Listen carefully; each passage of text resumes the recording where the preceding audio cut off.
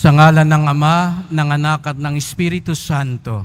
Amen. Ang pagpapala ng ating Panginoong Jesucristo, ang pag-ibig ng Diyos Ama, at ang pakipagkaisa ng Espiritu Santo naway sumainyong lahat. At sumaiyo rin. Mga kapatid, tayo'y natitipon bilang isang angkan ng Diyos upang sama-sama tayong mag-alay at magpasalamat sa Ama sa pamamagitan ng ating mahal na pong Jesus Nazareno. Patuloy nating ipinagdiriwang ang kanyang tagumpay, ang kanyang muling pagkabuhay na naging susi sa ating kaligtasan. Samahan po ninyo ako, ang inyong abang lingkod, sa pasasalamat sa Panginoon sa handog ng buhay. Bagamat hindi karapat-dapat, nag-uumapaw ang biyaya at awa ng Diyos. At nawa, ang buhay ko, ang paglilingkod ko, ay maging pasasalamat. Gaya ng ating ginagawa lagi dito sa Quiapo, walang hanggang pasasalamat sa ating mahal na pong Jesus Nazareno. Ang mga buhay nawa natin ay maging walang hanggang pasasalamat sa Kanya. Upang tayo maging marapat gumanap sa banal na pagdiriwang, aminin natin ang ating mga kasalanan at humingi tayo ng tawad sa Diyos.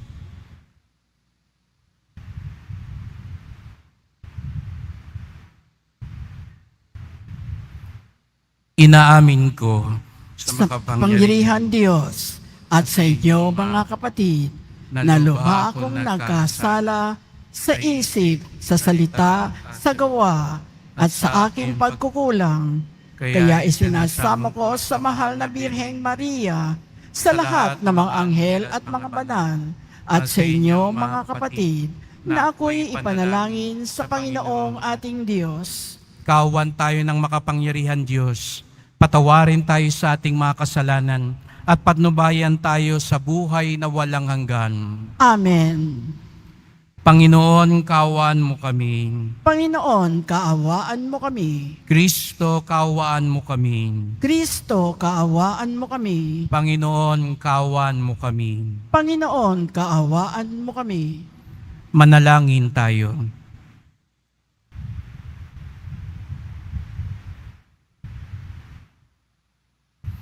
Ama naming makapangyarihan, ang mga sumasampalataya sa iyo ay iyong binuhay sa tubig ng binyag na pinagsilangan. Lingapin mong lagi ang mga isinilang kay Kristo. Ngayong ang kasalanan at kamatayan ay kanyang natalo, upang ang mga bininyagan ay manatili sa pagpapala mo. Sa pamamagitan niya, kasama ng Espiritu Santo, magpasawalang hanggan. Amen. Magsiupo muna po ang lahat.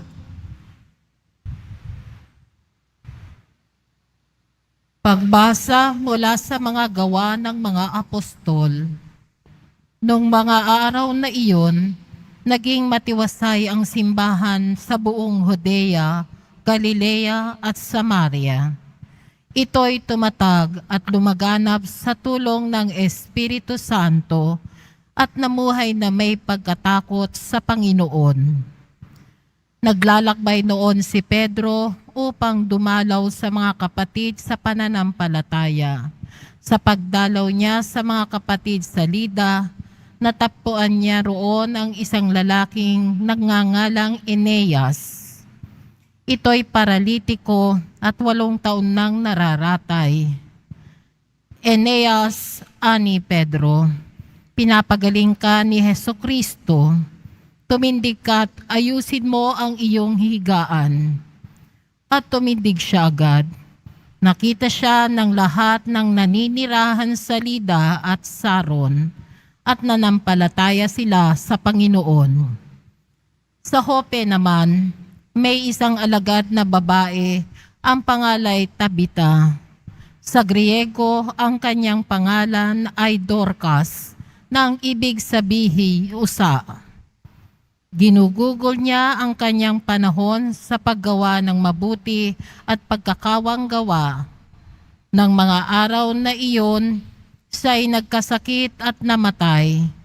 Nang mapunasan na ang bangkay, ito'y ibinurol sa silid sa itaas. Di kalayuan sa Hope, ang Lida, nang mabalitaan ang mga alagad na naroon si Pedro. Inutusan nila ang dalawang lalaki upang siya'y pakiusapang pumunta agad sa Hope. Sumama naman sa kanila si Pedro. Pagdating doon, dinala siya sa silid sa itaas. Agad lumapit sa kanya ang mga babaeng balo na nananangis at ipinakikita ang mga balabal at mga damit na ginawa ni Dorcas noong ito'y nabubuhay pa. Pinalabas ni Pedro ang lahat. Siya'y lumuhod at nanalangin. Pagkatapos, humarap siya sa bangkay at sinabi, "Tabita, pumangon ka." Dumilat si Tabita at naupo nang makita si Pedro. Hinawakan ni Pedro ang kanyang kamay at tinulungan siyang tumindig. Pagkatapos, tinawag niya ang mga banal at ang mga babaeng balo at iniharap sa kanila si Dorcas na buhay na. Nabalita ito sa buong Hope, kaya't marami ang sumampalataya sa Panginoon. Ang salita ng Diyos. Salamat sa Diyos. Sa lahat ng iyong kaloob, anong aking ihahandog? Sa lahat ng iyong kaloob, ano ang aking ihahandog? Sa Diyos ko't Panginoon, anong aking ihahandog? Sa lahat ng kabutihan na sa akin ay kaloob, ang handog ko sa dambana ay inumin na masarap bilang aking pagkilala sa ginawang pagliligtas. Sa lahat ng iyong kaloob, ano ang aking ihahandog? Sa tuwinang magtitipon ang lahat ng kanyang hirang, ang anumang pangako ko ay doon ko ibibigay. Masakit sa kalooban ng poon kung may papanaw, kahit ito'y iisa, labis siyang magdaramdam. Sa lahat ng iyong kaloob, anong aking ihahandog? Panginoon, naririto akong iyong abang lingkod. Katulad ng aking ina, maglilingkod akong lubos. Yamang ako'y iniligtas, kinalinga at tinubos. Ako ngayoy maghahandog ng haing pasasalamat. Ang handog kong panalangin sa iyo ko'y ilalagak. Sa lahat ng iyong kaloob, anong aking ihahandog? Magsitayo na po ang lahat.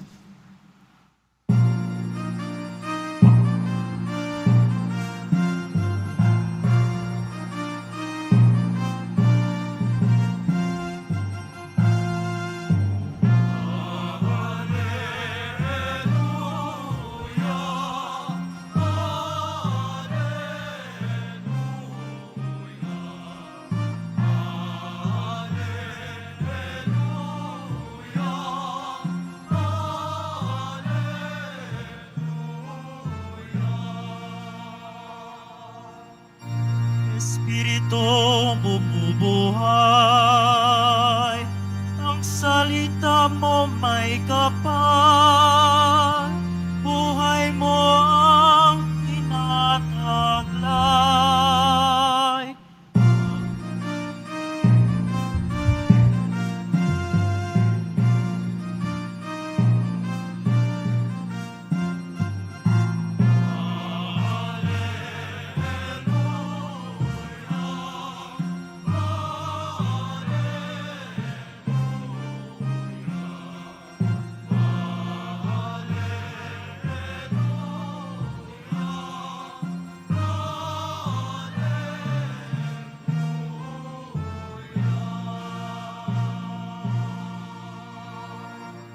Sumainyo ang Panginoon. At sumayo rin, Ang mabuting balita ng Panginoon ayon kay San Juan. papuri sa iyo, Panginoon.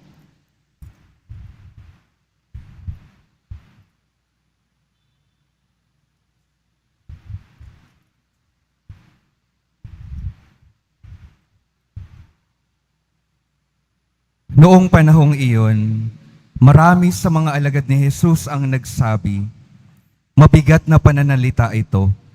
Sino ang makatatanggap nito?" Alam ni Jesus na nagbubulong-bulungan ang kanyang mga alagad tungkol dito. Kaya't sinabi niya, "Dahil ba rito'y tatalikuran na ninyo ako? Gaano pa kaya kung makita ninyong umaakyat ang anak ng tao sa dati niyang kinaroroonan? Ang Espiritu ang nagbibigay buhay. Hindi ito magagawa ng laman. Ang mga salitang sinasabi ko sa inyo ay Espiritu at buhay. Ngunit may ilan sa inyong hindi nananalig sa akin, sapagkat talastas ni Jesus buhat pa noong una, kung sino-sino ang hindi nananalig sa Kanya, at kung sino ang magkakanulo sa Kanya." Idinugtong pa niya, "Iyan ang dahilan kaya ko sinabi sa inyo na walang makalalapit sa akin malibang loobin ito ng Ama." Mula nooy marami sa kanyang mga alagad ang tumalikod at hindi na sumama sa kanya. Kaya tinanong ni Jesus ang 12, "Ibig din ba ninyong umalis?"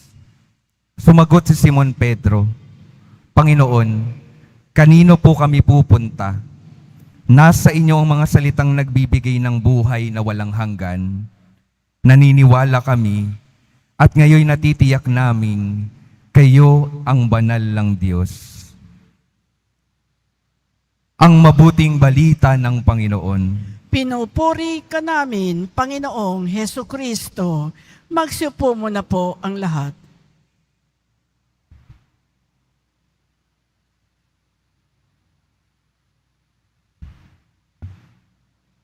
Magandang umaga po sa inyong lahat at maligayang pagdating sa tahanan ng ating mahal na pong Jesus Nazareno.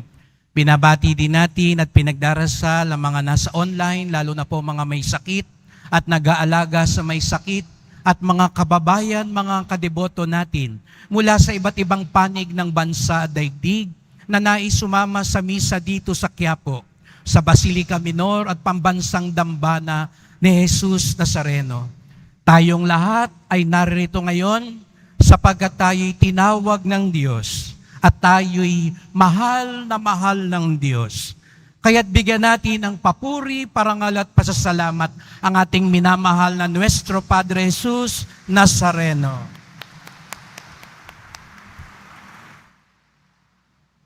Patuloy nating ipinagdiriwang ang muling pagkabuhay ni Jesus, sapagkat ang kanyang tagumpay ay karapat-dapat lamang ipagdiwang, sapagkat ang muli niyang pagkabuhay ay atin ding muling pagkabuhay. Kaya nga tayo'y hindi na alipin ng kamatayan at kasalanan. Tayo'y mga anak ng buhay at kaligtasan. Buhay ang mga deboto ni Jesus Nazareno. Kaya sabihin mo nga sa katabi mo, mabuhay ka. Mukha bang buhay yan, no? Sapagkat yan ang handog sa atin ni Jesus Nazareno. Kaya nga kung mapapansin ninyo mga kapatid, ang mga unang pagbasa nitong panahon ng muling pagkabuhay ay tungkol naman sa buhay ng simbahan.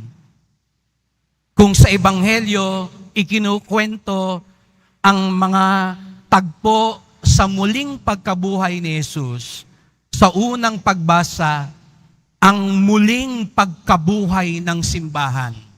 Sapagkat kung naalala ninyo, nung Biyernes Santo, para bang namatay yung simbahan, yung mga alagad, yung mga tagasunod ni Jesus, nung nakita siyang namatay sa krus, naglaho ang kanilang pag-asa. Nag-alisa na sila. Naduwag na sila. Ngunit nang muling nabuhay si Jesus, parang namuli rin silang nabuhay. Kaya nga sabi ko nga, ang tunay na deboto, ang tunay na naniniwala kay Jesus Nazareno, buhay na buhay. At dahil buhay na buhay, daluyan ng buhay, katulad ni Jesus Nazareno. Kaya nga narinig natin sa unang pagbasa si Pedro. Naalala niyo si Pedro? Yung duwag nung Huwebes Santo, yung tumakbo ng pinapatay na si Jesus Nazareno. Pero ngayon, naglilibot na siya, hindi siya nagtatago. Umiikot na siya, nangangaral siya ng mabuting balita. At hindi niyo ba napansin kung ano yung ginagawa ni Jesus, ganun na rin ang kanyang ginagawa. Bukod sa nag-iikot at nangangaral ng mabuting balita, sabi nga, pinagaling niya yung isang paralitiko, si Eneas. At anong sabi ni Pedro? Tumindig ka. Hindi nyo ba naalala, ganun din ang sinabi ni Jesus sa isang paralitiko? Yung dinala ng 4 na magkakaibigan, nung nakita niya, sabi niya, tumindig ka. Ngayon, nakita natin si Pedro, parang ginagaya na niya. Tumutulad na siya kay Jesus Nazareno. At pagkatapos, meron daw dalagita na namatay. At si Tabita, at nang dumating si Pedro, patay na yung dalagita. Anong sabi niya? Tabita, bumangon ka. Naalala niyo yung sinabi ni Jesus Nazareno? Talita kum. Tungkol din ito sa isang dalagitang namatay na binuhay niya. Kaya nakikita natin mga kapatid, ang muling pagkabuhay ay hindi lang tungkol kay Jesus Nazareno. Ang muling pagkabuhay ay tungkol din sa mga naniniwala at sumusunod kay Jesus Nazareno. Kaya nga, ibang-iba na si Pedro. Yung dating duwag, yung dating taksil, ngayon, matapang na at daluyan na rin ng himala at buhay katulad ni Jesus Nazareno. Paanong nangyari yun kay Pedro? Papaanong nagkaroon ng malaking pagbabago sa kanya? Natitiyak ko ang isang binabalik-balikan ni Pedro ay ang ebanghelyo ngayon. Bukod sa siya'y pinatawad ni Jesus Nazareno, at maririnig natin yan ilang araw pa mula ngayon, nang siya'y pinatawad at pinanauli ni Jesus Nazareno, naniniwala ko itong tagpo din sa ebanghelyo ngayon, ang laging binabalik-balikan ni Pedro. Matapos daw ipangaral ni Jesus Nazareno ang tungkol sa tinapay ng buhay, na ako ang tinapay na nagbibigay buhay, at ang sino mang kumain sa akin ay hindi na mamamatay. Yung mga tao daw, hindi maunawaan yung sinasabi ni Jesus. Kaya nga, unti-unti silang umalis. Maging ang mga disipulo, yung mga taong nagsasabing, naniniwala kami kay Jesus, umalis din. Kaya nga, dumating ang isa sa nakakaantig na tagpo. Isipin nyo, nakatayo si Jesus Nazareno, isa-isang nag-aalisan yung mga tao. Dati-rati dinudumog siya kasi nagpakain siya ng tinapay. Pero ngayon sinasabi ni Jesus, hindi na itong tinapay na ito ang bibigay ko. Ito na yung tinapay ng buhay. Ako na. Hindi tinapay lang. Ayaw ng mga tao, gusto ng tao lang lagi. Feeding program. Gusto lagi ng mga tao, ayuda lang. Pero sabi ni Jesus Nazareno, ako ang kailangan ninyo.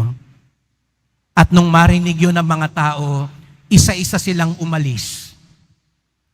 Ilarawan ninyo sa isip yung tagpong yun. Isa-isang nag-aalisan. At bumaling si Jesus sa mga alagad.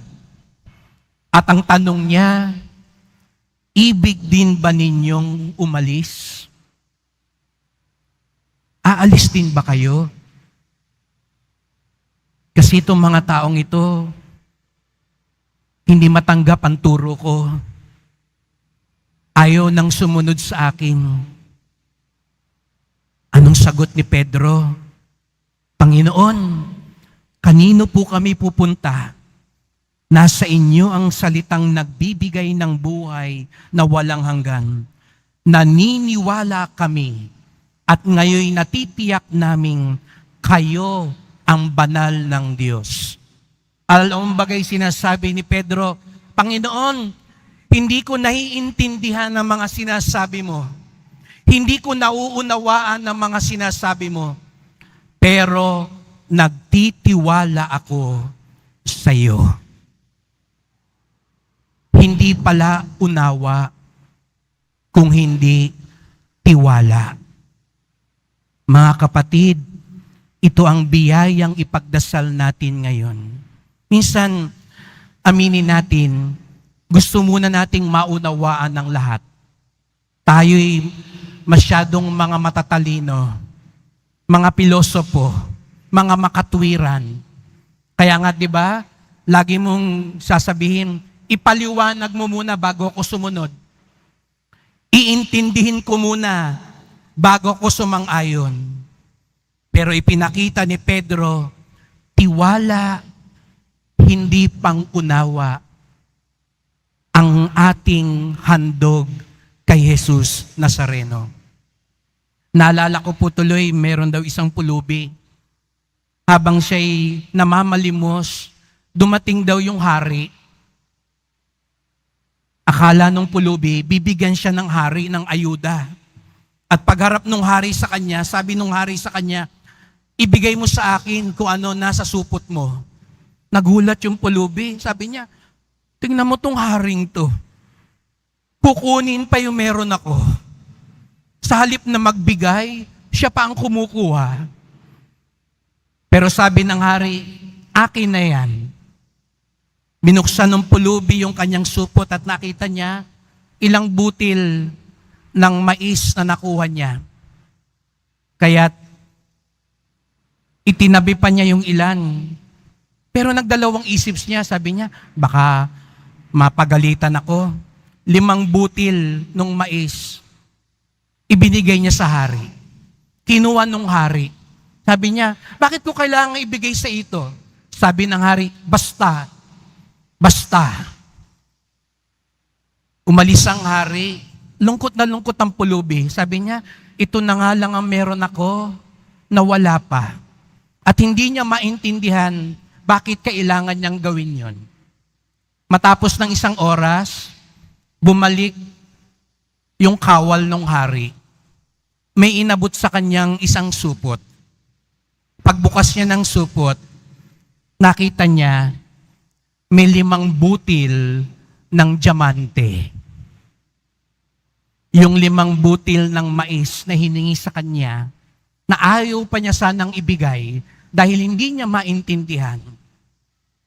Pero basta, ang naging kapalit pala, 5 butil ng diamante.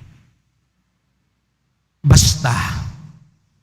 Siguro, kung meron mang gustong sabihin sa atin ngayon ng Pong Jesus Nazareno, pag napapatanong tayo sa Kanya ng bakit, papaano, kailan, saan, ang sasabihin lang niya sa atin, basta. Sa 1 taon at 5 buwan ko rito sa Quiapo, ito po ang biyayang aking araw-araw na nakikita. Sapagkat alam ko, kayo, lalo na po ang mga debotong laging nagpupunta rito, na umaharap sa Kanya, hindi ho ba't hindi natin naiintindihan ano nangyayari sa buhay natin? Hindi ho ba't napapatanong na lang tayo, bakit may sakit ako? Bakit may taning na ang buhay ng asawa ko at anak ko? Bakit po nagkakagulo ang pamilya ko? Bakit po hindi umaangat-angat ang negosyo ko? Bakit po hindi ako makapasa-pasa? Bakit po hindi ko makuha-kuha yung bisang iyan? Bakit hindi ako makapagtrabaho abroad? Ang tagal-tagal ko nang nilalakad to ng paluhod. Pero kahit na ang dami nating tanong, ang dami nating hinagpis, Katulad ni Pedro, para bagang nasasabi natin, kanino pa ho ba kami pupunta kung hindi sa inyo lang din po? Hindi man ho namin maunawaan ang lahat, naniniwala kami sa inyo. Ito, naniniwala ako mga kapatid, ang pinakapuso ng panalangin ng tunay na deboto ni Jesus Nazareno. Hindi ko man po nauunawaan, naniniwala po ako sa inyo. At ito po mga kapatid, kung maaari po, ipagdasal niyo po ako kasama mga kapatid kong pari, gaya ng pagdarasal ko po sa bawat isa sa inyo ngayon, na sa pagharap natin lagi sa Kanya, iyon ang ating munting handog. Hindi man natin maintindihan, hindi man natin maunawaan, naniniwala pa rin tayo sapagkat alam natin si Jesus Nazareno katiwa-tiwala. Si Jesus Nazareno lubos na maasahan. Si Jesus Nazareno lubhang tapat. Basta. Huwag niyong kakalimutan yon. Pag nagtatanong kayo sa Kanya, sasabihin lang niya, basta. Basta tuloy lang. Basta umasa ka. Basta gawin mo pa rin yung mabuti. Basta wag kang lalayo sa akin. Basta. Sabi nga ni Santa Teresa de Avila, Diyos solo basta. Sapagkat ang Diyos higit pa sa sapat. Mahal na po ang Jesus Nazareno, salamat po sa napakaraming kaloob ninyo sa amin. Bagamat dumadaan kami sa aming buhay na marami kaming hindi naiintindihan at nauunawaan, kanino pa ho ba kami babaling kung hindi sa inyo? Sapagkat kayo ang tunay na maasahan sa lahat. Kaya nga, tanggapin niyo po ang aming pagtitiwala at paniniwala. Kulang man ito, maliit man ito, alam namin, sapat na ito para sa iyong biyaya. Mahal na pong Jesus Nazareno, kawaan niyo po kami, basbasan niyo po kami. Amen. Amen.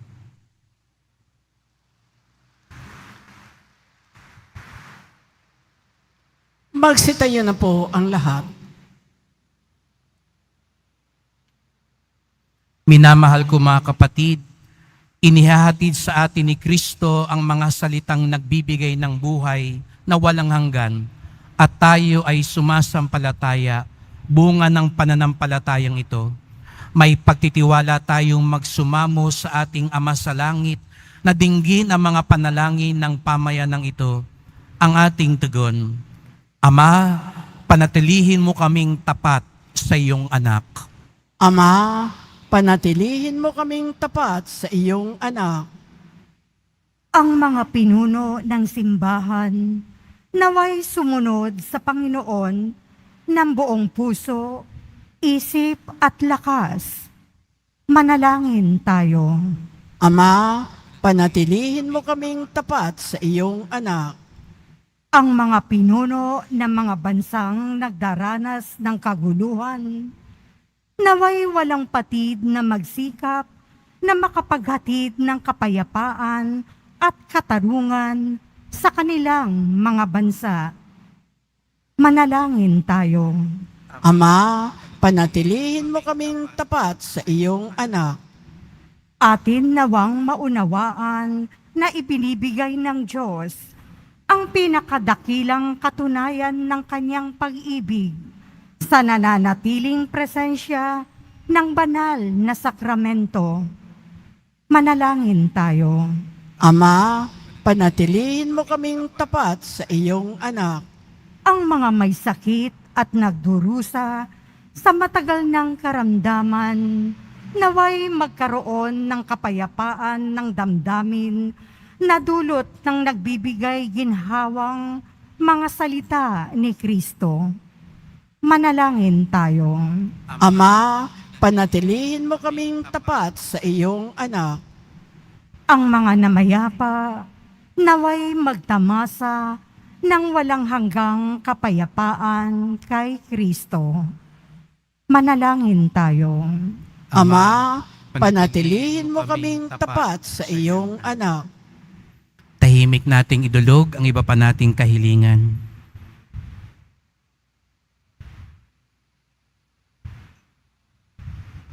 Ama, nasa iyong anak ang mga salita ng buhay.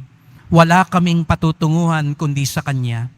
Iniaalay namin ang aming mga panalangin sa ngalan niya na nabubuhay at nagahari magpasawalang hanggan. Amen. Magsiupo muna po ang lahat.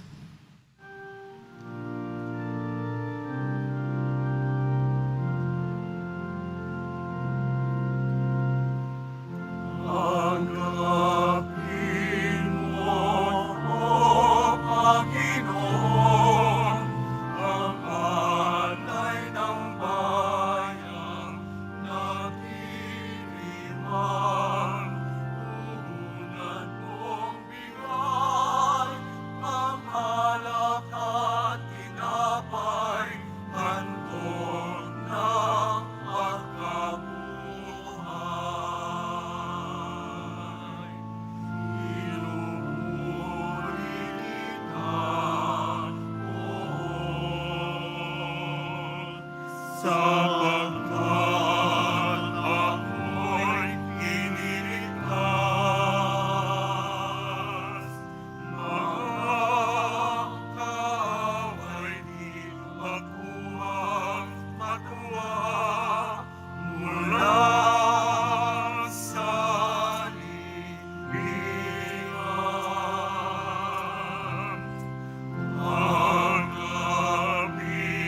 mo, Panginoon, ang alay ng bayang nagtitiwag.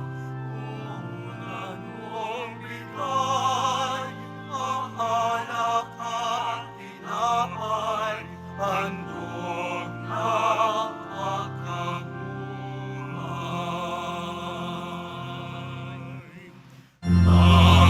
Tanggapin mo, Panginoon, ang alay ng bayang nagtitiwag. Puhunan mong bigay ang alak at tinapay, handog na pagkabuhay.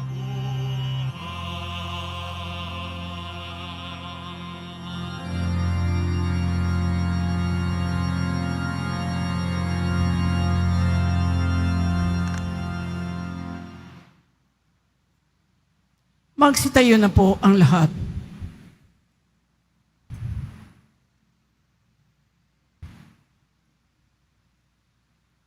Manalangin kayo mga kapatid upang ating paghahain ay kalugdan ng Diyos amang makapangyarihan.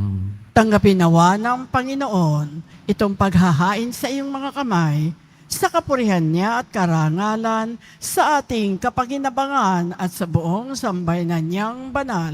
Ama naming lumikha, tanggapin mo at kalugdan ang mga alay ng iyong angkan upang sa tulong ng iyong paglingap at pagsubaybay, ang bigay mo sa aming puhunan ay hindi masayang sa pamamagitan ni Jesucristo, kasama ng Espiritu Santo, magpasawalang hanggan.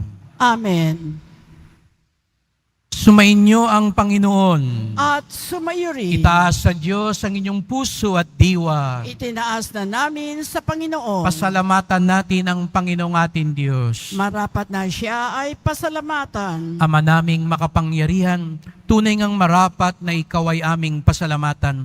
Ngayong ipinagdiriwang ang paghahain ng Mesiyas, ang maamong tupa na tumubos sa aming lahat. Naghahaing walang humpay, ang anak mong minamahal, upang magkasalo-salo ang tanan sa piging ng iyong buhay. Hindi na mamamatay ang inihain sa krus. Ang sa krus ipinakoy buhay lagi bilang handog. Kaya kaisa ng mga anghel na nagsisiawit ng papuri sa iyo nang walang humpay sa kalangitan, kami nagbubunyi sa iyong kadakilaan.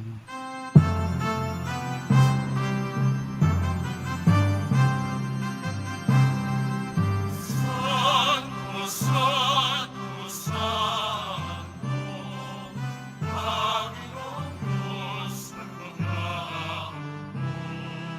Napupuno ang langit at lupa ng kadakilaan mo. Hosana, Hosana sa kaitaasan. Hosana, Hosana sa kaitaasan. Pinagpala ang kamarimo sa ngalan ng Panginoon. Hosana, Hosana sa kaitaasan. Hosana, Hosana sa kaitaasan. Magsiluhod na po ang lahat. Ama naming banal, ikaw ang bukal ng tanang kabanalan. Kaya't sa pamamagitan ng iyong Espiritu, gawin mong banal ang mga kaloob na ito, upang para sa amin maging katawan at dugo ng aming Panginoong Hesukristo. Bago niya pinagtiis ang kusang loob na maging handog, hinawakan niya ang tinapay, pinasalamatan kanya. Pinaghati-hati niya ito at iniabot sa kanyang mga alagad at sinabi, "Tanggapin ninyong lahat ito't kanin. Ito ang aking katawan na ihahandog para sa inyo."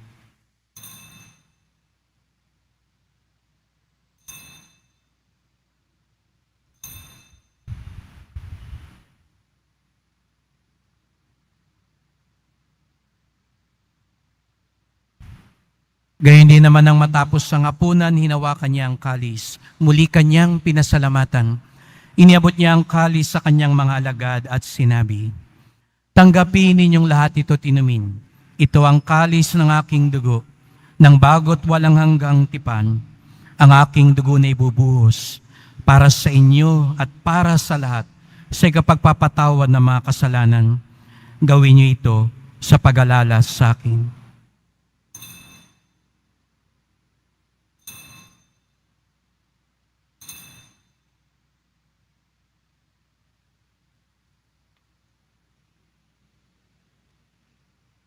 Magsitayo na po ang lahat. Ipagbunyi natin ang misteryo ng pananampalataya.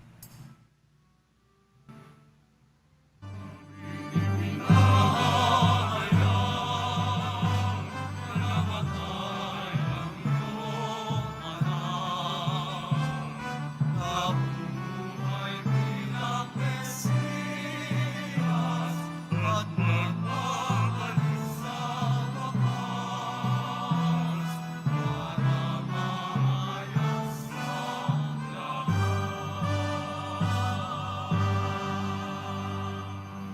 Ama, ginagawa namin ngayon ang pag-alaala sa pagkamatay at muling pagkabuhay ng iyong anak.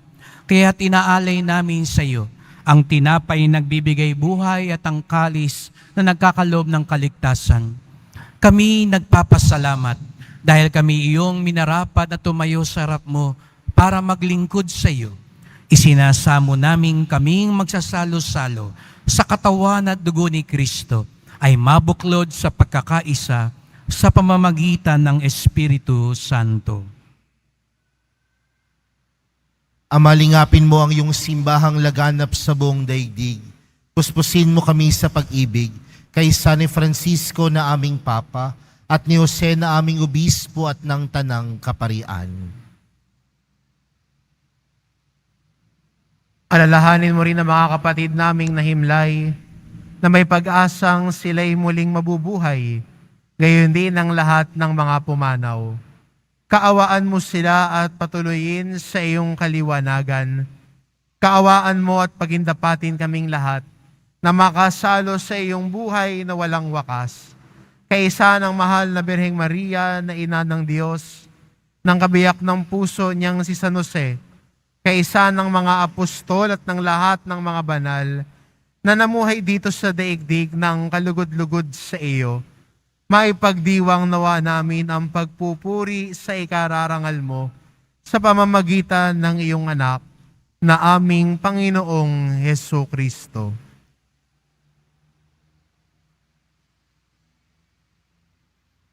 Sa pamamagitan ni Kristo, kasama niya at sa Kanya, ang lahat ng parangal at papuri sa iyo, Diyos amang makapangyarihan, kasama ng Espiritu Santo, magpasawalang hanggan.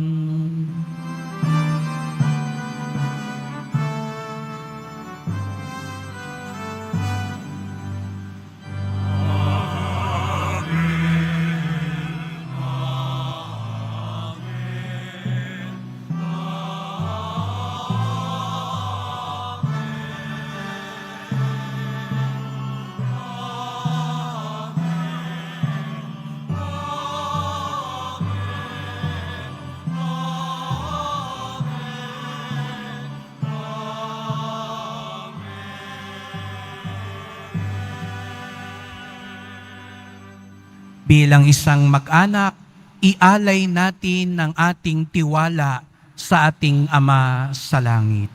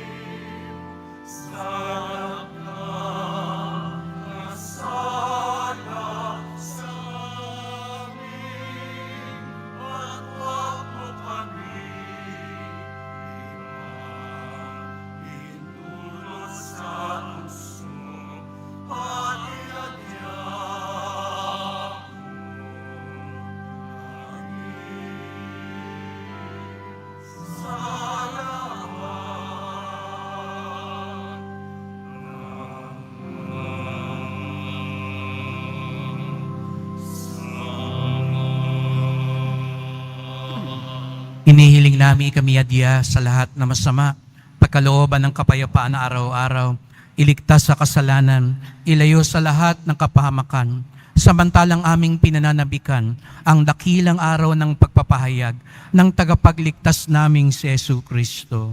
Sapagkat iyo ang kaharian at ang kapangyarihan at ang kapurihan magpakailanman. Amen. O Panginoong Jesucristong muling nabuhay, sinabi mo sa iyong mga apostol, at ngayon sinasabi mo sa amin lahat dito, kapayapaan ang iniiwang ko sa inyo, ang aking kapayapaan ay binibigay ko sa inyo. Tunghayan niyo po ang aming pananampalataya, huwag po ang aming mga kasalanan. Patawad po Kung nagkukulang kami ng pagtitiwala, pagsunod, at pananalig sa inyo, linisin niyo po kami, Panginoon.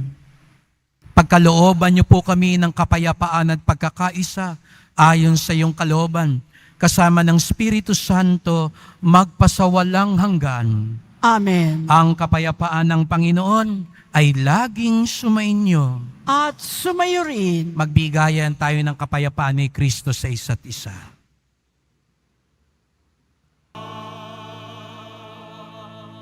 Magsiluhod na po ang lahat. Narito si Jesus Nazarenong muling nabuhay, lubos na maasahan at tapat. Ang kordero ng Diyos na nag-aalis ng mga kasalanan ng sanlibutan, mapapalad ang inaanyayahan sa kanyang piging. Panginoon, hindi ako karapat-dapat na magpatuloy sa iyo, ngunit sa isang salita mo lamang ay gagaling na ako.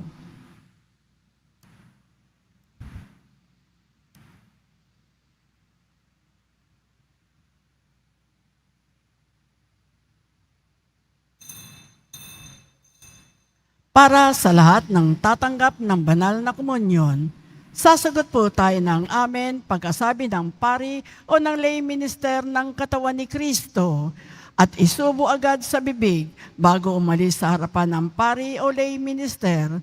Sumunod po tayo.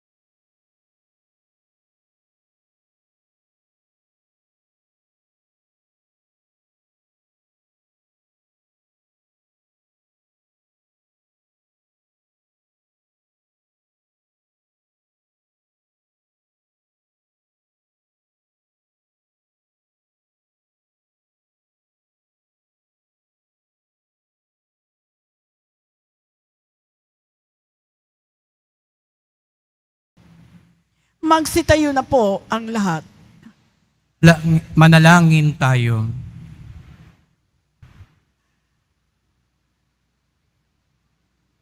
Ama naming mapagmahal, ipagpatuloy mo ang iyong matapat na pagsubaybay sa iyong mga dinudulutan ng kaligtasan upang ang mga ipinagpakasakit na sagipin ng iyong anak ay makinabang sa pagkabuhay niyang nagbibigay galak.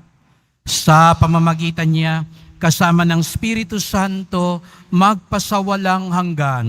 Amen.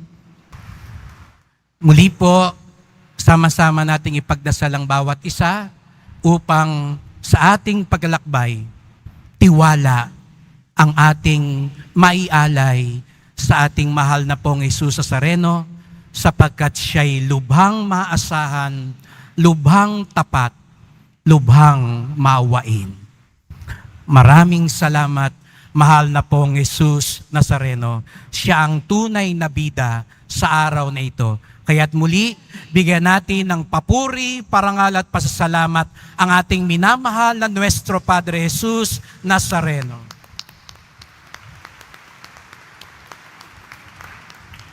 Tumayo tayo para sa pagbabasbas.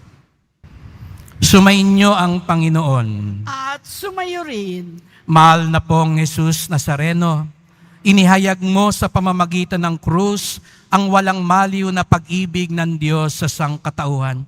Pakinggan mo ang kahilingan ng iyong angkan na nagsusumamo sa iyo.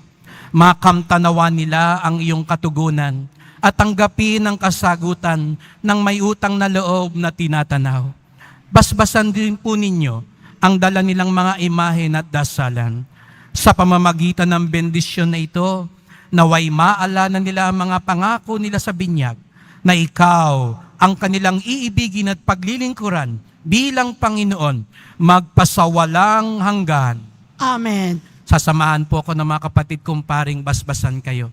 At pagpalaing kayong lahat ng makapangyarihang Diyos, Ama at Anak at Espiritu Santo. Amen. Humayo kayong taglay ang awa at pag-ibig ng mahal na pong Jesus Nazareno. Salamat sa Diyos.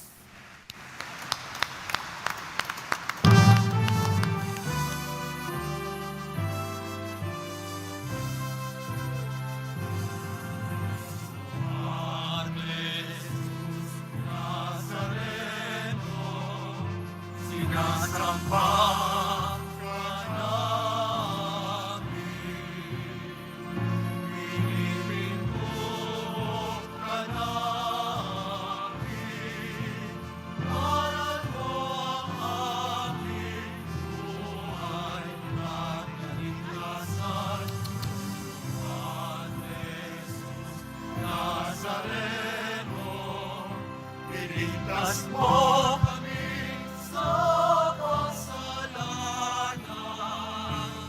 Ang puso kinamatayan ay sakit ng amin. Yung iba po, magsiupo muna po tayo para po sa ating photo of opportunity. Parents of Father June.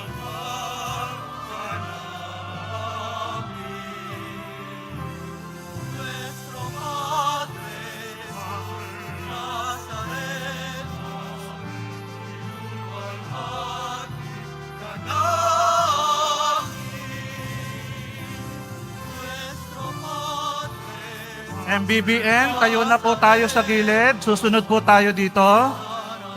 All MBBN staff, punta na po tayo sa gilid.